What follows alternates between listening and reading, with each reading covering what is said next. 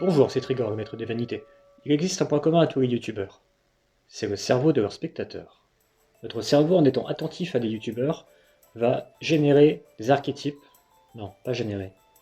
Je vais encore vous parler de choses qui n'existent pas, et pourtant tout se passe comme si ça existait.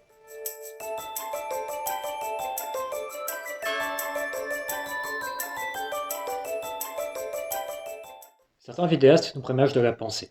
Ils nous apportent de l'économie cognitive. On n'a plus à faire l'effort de penser, ils le font déjà à notre place.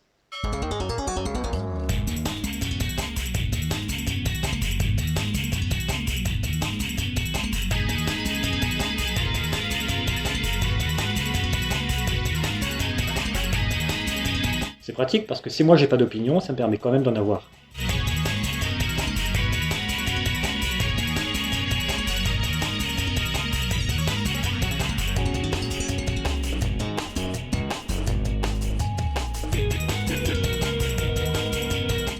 Si les oracles nous prémâchent de la pensée, il existe un autre archétype qui nous prémâche, non pas du mental, mais du physique, des expériences de vie.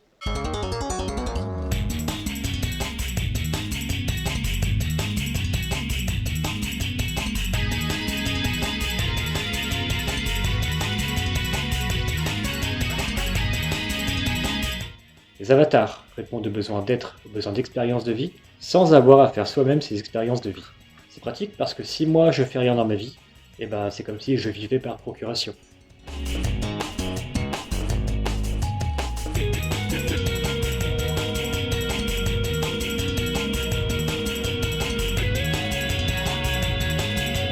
Alors, si on fusionne un oracle et un avatar, qu'est-ce qu'on obtient? Je pense à votre place et je vis à votre place. Je suis votre humain par procuration. Je suis votre...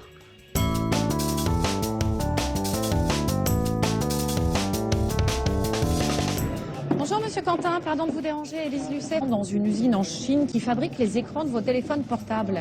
Et on y a découvert des dizaines d'enfants. Alors je vous montre ce qu'on a tourné là-bas, on a tourné notamment cette jeune fille. Je montre cette jeune femme, elle a 13 ans, enfin c'est pas même pas une jeune femme.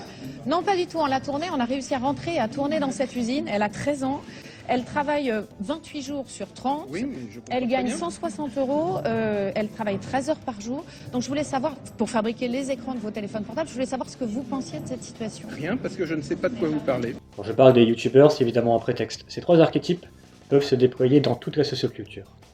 On peut dire que les journalistes sont des oracles, que la télé-réalité est composée d'avatars, et on peut même dire que c'est ce qui fait le succès de ces émissions.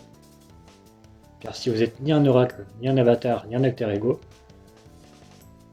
pourquoi est-ce que les gens vous regarderaient? T'as déjà fait un stage ou pas? Oui, Un stage assistante dans un hôpital. dentaire. Dans un hôpital? Oui, j'étais 2 jours au standard pour regarder passer les brancards, comme moi je voulais être aspirant brancardier.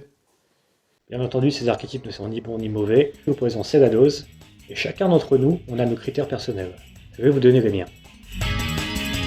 Pour moi, un oracle malsain est quelqu'un qui me fait croire qu'il peut penser définitivement à ma place. Mon potentiel de pensée s'en retrouve réduit. Je gagne en conformisme ce que je perds en subjectivité.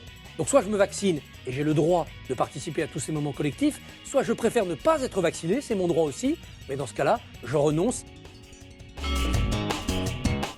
Pour moi, un avatar malsain est quelqu'un qui vampirise mon empathie et ma sympathie. Je crois que c'est mon ami, mais c'est pas réciproque. Je gagne en souvenirs artificiels ce que je perds dans mes tripes en ne goûtant pas à la vie. Merci pour vos retours sur le premier épisode de On visionne les Marseillais. Donc on avait regardé les Marseillais, on avait adoré, on avait passé un bon moment. Précision, on avait adoré regarder les Marseillais et les débriefer. On avait adoré faire ça. Voilà. On n'a pas adoré particulièrement l'émission, mais on a adoré le faire. Vous avez adoré nous voir réagir et adoré le faire. Donc On vous a avez adoré pouvoir adorer le fait qu'on adore. Poupette, je suis en train de faire ma vidéo, moi. Toi, tu fais tes poupetteries, moi, je fais mes trigorneries. Pour moi, un alter ego malsain est quelqu'un qui me fait croire qu'il peut penser et agir à ma place sur ma propre vie. Mes chers compatriotes,